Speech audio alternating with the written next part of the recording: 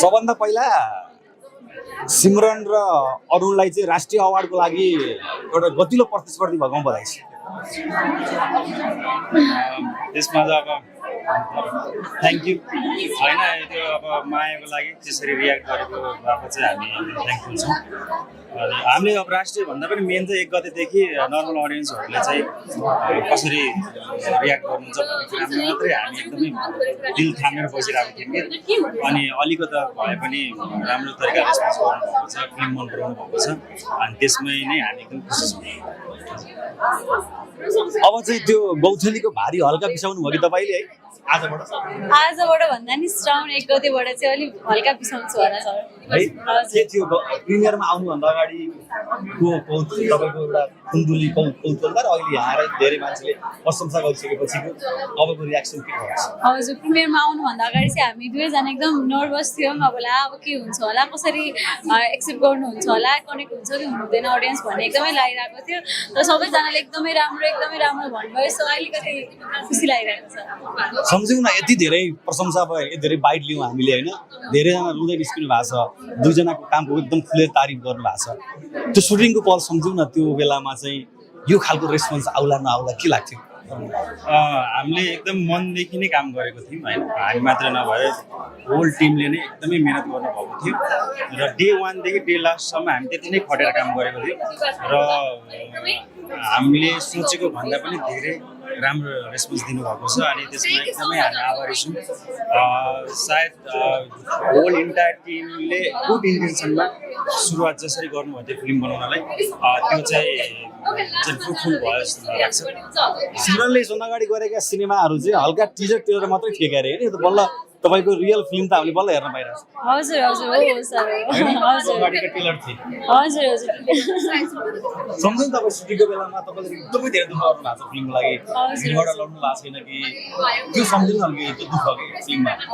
त्यति बेलामा चाहिँ बढी दुःख भएको थियो, घाउचोटहरू लागेको थियो भने अहिले चाहिँ त्यो दुःख लाग्दैन रहेछ। एकदमै अझै गर्नु पाएको भयो भने चाहिँ बरु यो सिनमा चाहिँ अलिक मिलाएको छैन रहेछ, अझै धेरै गर्नुपर्ने त्यस्तो चाहिँ भइरहेको थियो मलाई। धेरै चाहिँ मेरो फिडब्याक चाहिँ अरुणलाई हामीले लभर बोयको रूपमा धेरै चित्रित गऱ्यौँ फिल्ममा, तर यसमा पनि तपाईँ त माया गर्ने हस्बेन्डै हो फिल्ममा होइन। अस्ति त तपाईँले सहयोग नगरे हो कि भनेर मैले क्वेसन सोधेको थिएँ, अहिले हेर्दा तपाईँले बहुत माया गर्नु भएको छ।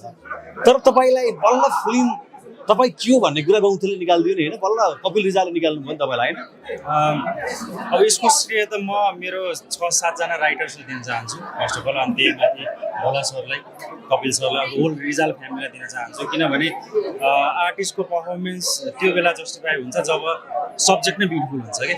अनि यो हामीले त पछि गएर लास्ट आउनु जोडेर एक्ट मात्रै गरेको, त्यसमा चाहिँ टेक्निकल्ली कति जोडिनु भएको छ, होल टिमलाई चाहिँ यसको श्रेय जान्छ र एउटा राम्रो सब्जेक्ट बन्नको लागि चाहिँ गुड इन्टेन्सन अनि मेहनत त्यत्तिकै जरुरत हुन्छ र हामीभन्दा धेरै मेहनत हाम्रो टिमले गर्नुभएको छ अनि त्यसमा चाहिँ एकदमै हामी लकी ठान्छौँ। अब दर्शकको दिमागमा चाहिँ ठुलेर गौथलीको प्रेम माया भनेको यस्तो हुनुपर्छ भन्ने कुरा बस्छ कि जस्तो लागिरहेको छ क्या मलाई यो फिल्म हेरेपछि। फरक तरिकाले प्रेम हुन्छ तर प्रेम चाहिँ यस्तो चाहिँ माया हो भन्ने जस्तो लाग्छ, तपाईँलाई चाहिँ लाग्छ? हजुर, अब हजुरले भनिदिनु भयो त्यो हामी एकदमै खुसी छौँ र दर्शकको लागि चाहिँ श्रावण 1 गतेदेखि फिल्म हेरिसक्नु भएपछि हुन्छ होला भन्ने आशा छ हाम्रो। कसरी आउँछ यस्तो अभिनय? यस्तो राम्रो एक्टर भएर तपाईँलाई पनि अब नेपाली सिनेमाको एउटा लेभलको एक्ट्रेसको ऱ्याङ्किङमा राख्न सकिन्छ होइन हामीले? होइन सो अब त्यो त सिक्दै जाने नै कुरा हो। सो म आफूलाई त भन्न रुचाउँदिनँ। सो अब अडियन्सहरूले के भन्नुहुन्छ ओके, तपाईँलाई अब हामी धेरै कुरा सुन्नु छैन, एकदम गजबको प्रेम तपाईँको दर्शकले आई लभ यु गर्नु होइन। थ्याङ्क यू सो मच, धेरै बधाई छ, शुभकामना। Thank you so much. अहिले चाहिँ अब ठ्याक्कै समय अनुकूल पनि अनि आफूलाई मनपर्ने सिनेमाहरू पनि आइरहेछ, त्यसले गर्दा मैले राम्रो लाग्ने मनपर्ने मनले छोएको फिल्महरू चाहिँ प्रायः छोडेको छैन। तपाईँले अप्सरा खेल्नु भएको थियो होइन, यो गौथली हो, त्यो क्यारेक्टर आर्टिस्टमा अझ मेन टाइटलमा चाहिँ महिलाहरूले खेल्दाखेरि चाहिँ अझै त्यो फिल्म पावरफुल बनेको देखिन्छ नि त होइन।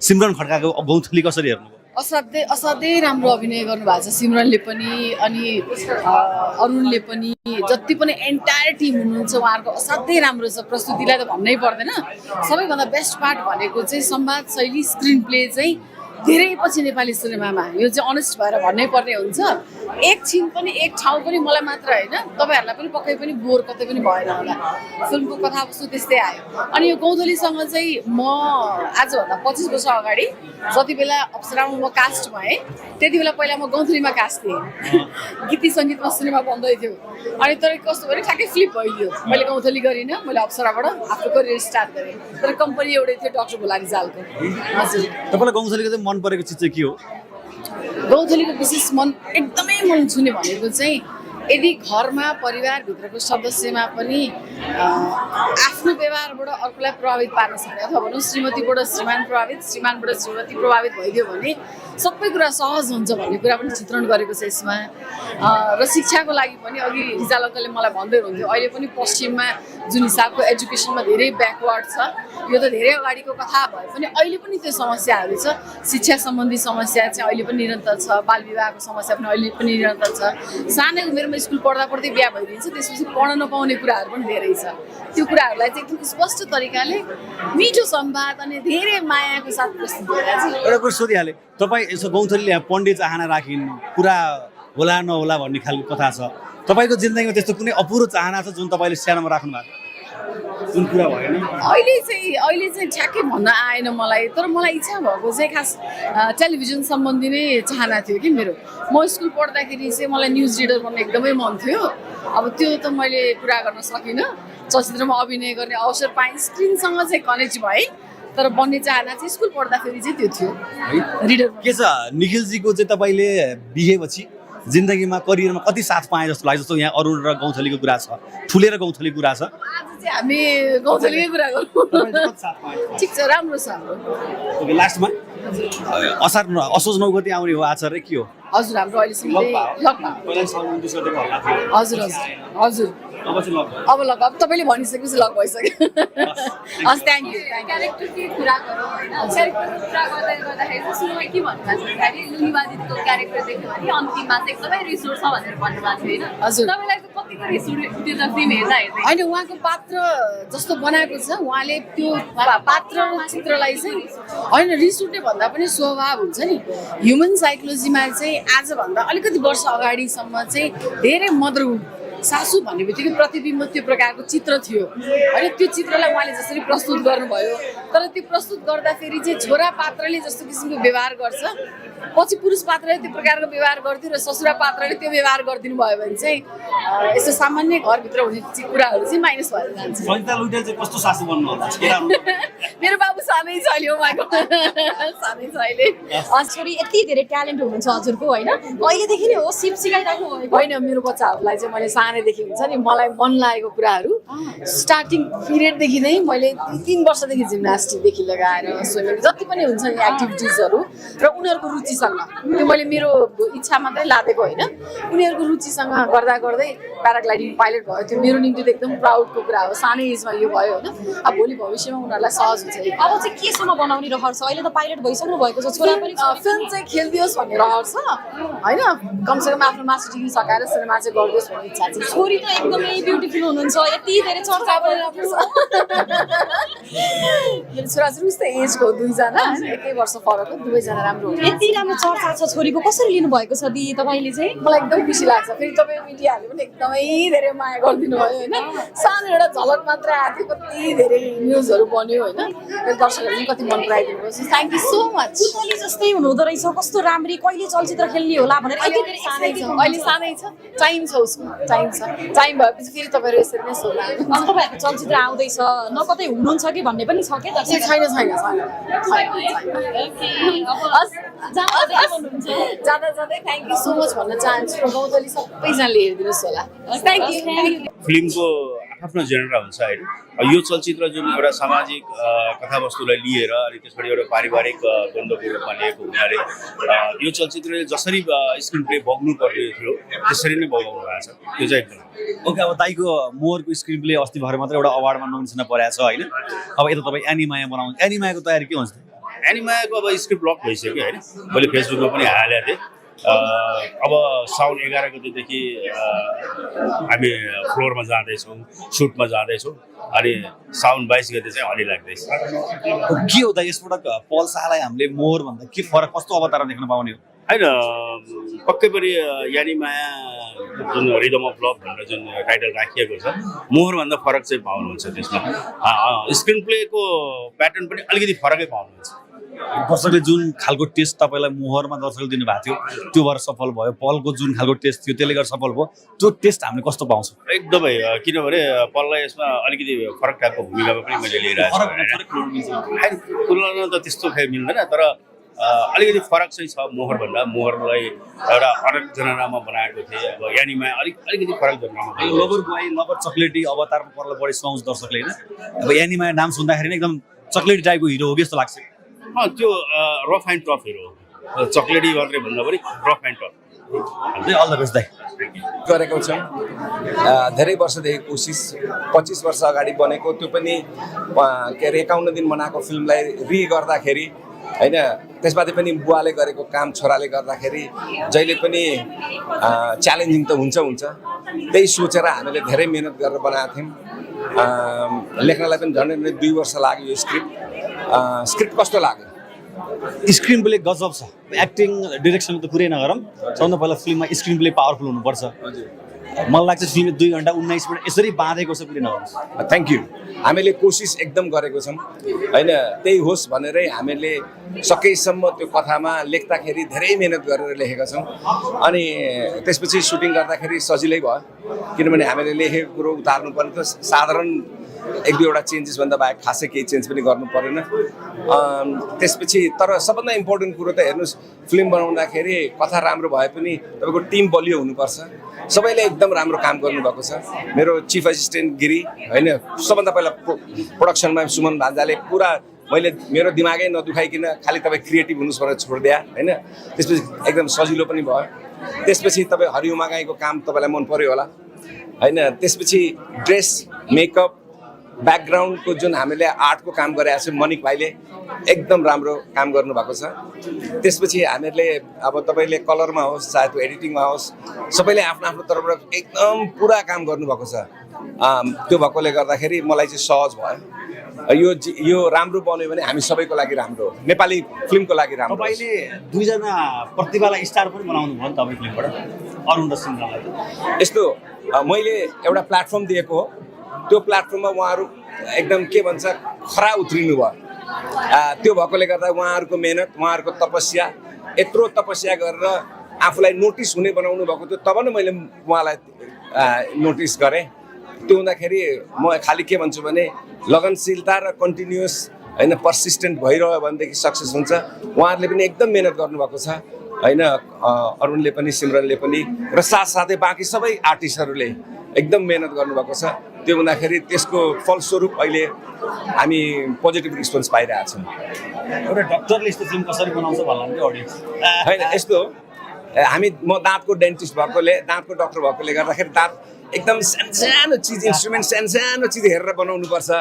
त्यही हेर्दाखेरि स्क्रिप्टमा पनि सानो चिज हेरियो जस्तो लागेछ। र अर्को सबभन्दा इम्पोर्टेन्ट कुरो, मैले योभन्दा पहिला ह्यारी की प्यारी बनाएको थिएँ, मलाई ठिकै लागेको थियो फिल्म।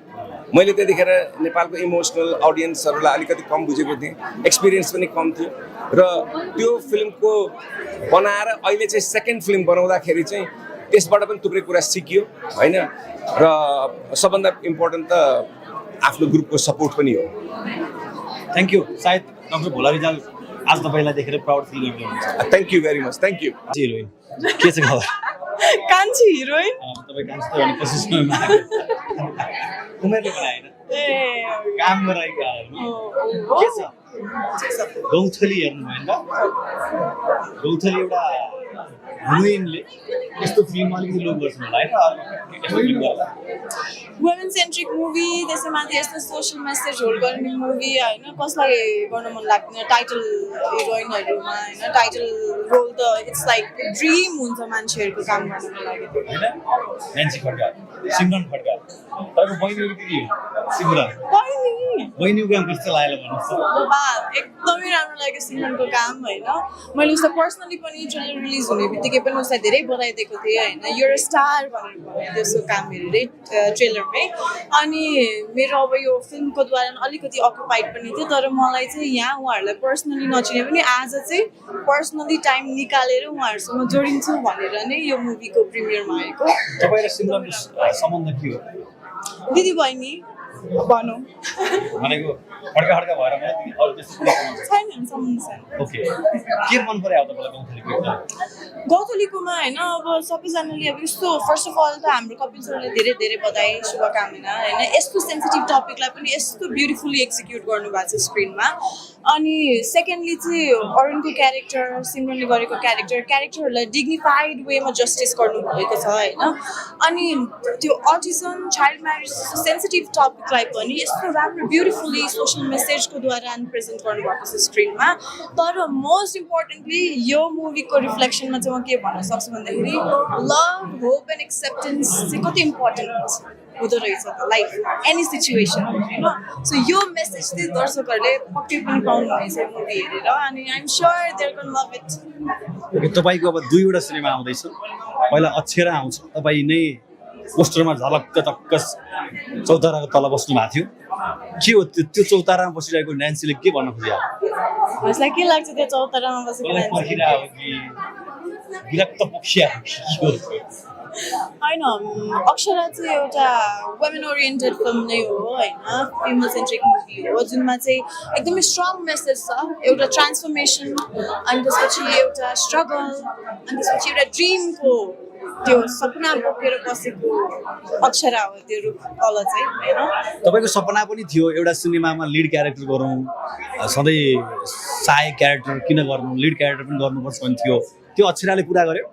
साइड भन्दा पनि मेरो 12 गाउँबाट डेब्यू हुँदाखेरि मलाई साइड एक्टर जस्तो त लागेन आफू होइन, बिकज ब्लकबस्टर मुभीबाट दर्शकहरूले चिनाइदिनु भयो मलाई, एकदमै नै राम्ररी माया र साथ दिनुभयो। 12 गाउँबाट नै म लिड नै भनेर आएको थिएँ जस्तो लाग्छ मलाई। हजुरले साइडको टाइटल दिइदिनु भयो, तर बाटुलो जुनमा पनि भुवन सरले अहिलेसम्म खुलासा गर्नुभएको छैन होइन त्यो क्यारेक्टरको बारेमा। दर्शकहरूले हेरिसकेपछि चाहिँ थाहा पाउनुहुन्छ त्यो साइड हो कि लिडमै पर्छ भनेर त्यो थाहा हुन्छ। अनि अक्षरा चाहिँ टाइटल रोलकै क्यारेक्टर भयो, which is the main deal. अनि यस, त्यसमा चाहिँ एकदमै नै I am very honoured, happy. 12 गाउँ 2 मिस गर्नु भएको छ? 12 गाउँ 2 मिस गर्नु भएको छ? गरेको छु। के मिस गर्नु भएको छ? म टिम मिस गरेको छु। That is one of my favourite team honestly.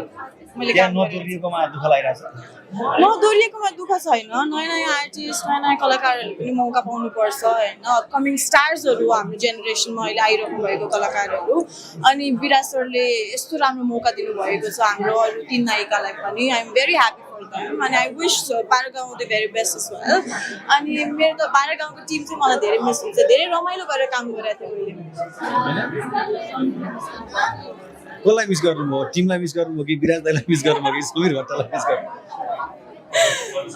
विराज सरको डिरेक्सनलाई धेरै मिस गरेको छु होइन। उहाँले चाहिँ मलाई फिल्ममा मात्र नभएर पनि लाइफमा पनि धेरै राम्रो तरिकाले अगाडि इन्करेज गरिराख्नुहुन्थ्यो भनौँ न होइन।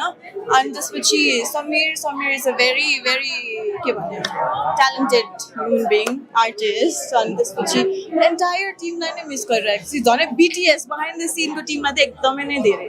यता बाटोजुमा तपाईँको जोडी अनमोलजीसँग स्क्रिन सेयर छ कि छैन? भुवन दाइसँग छ कि छैन? के छ अवस्था? छ अब कोसँग छ भन्ने, अब त्यो छ। 2 जना यस्ता दिग्गज कलाकार 2 जनासँग पनि हुनसक्छ। अब भुवन सरले डिरेक्टै गरिसकेपछि त 2 जनासँग भइहाल्यो नि। अब अनमोल कस्तो लाग्यो? समय तारिफ गर्नु अनमोल कस्तो लाग्यो? Anmol is such a humble human being, so kind-hearted, so hardworking. Wow, like on screen different, off screen journey different. Such a beautiful human being and एकदम pure soul लाग्यो। अनि genuinely मलाई उहाँसँग काम गरेर धेरै नै खुसी लाग्यो। ओके, चाँडै हामी तपाईँलाई सिंगल उहाँहरूको जोडी भएको हेर्न पाइयो। धन्यवाद।